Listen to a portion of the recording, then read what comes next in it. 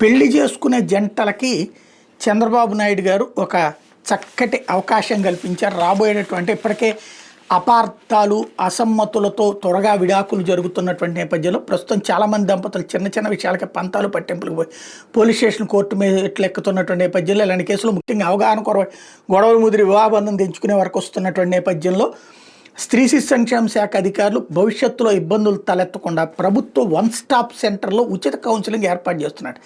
కాబోయే జంటలకు ఆర్థిక కుటుంబ వ్యవహారాల మీద అవగాహన కల్పించబోతున్నారు.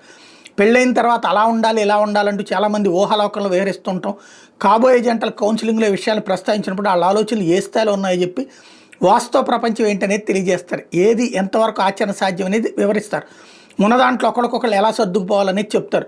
ఖర్చులు ఎంతవరకు వాటిపై నియంత్రణ ఎలా అనేది తెలియజేస్తారు. ఇద్దరు కలిసి కుటుంబంలో ఆర్థిక నిర్వహణ ఎలా చేపట్టాలనే దాన్ని కూడా వివరిస్తారు.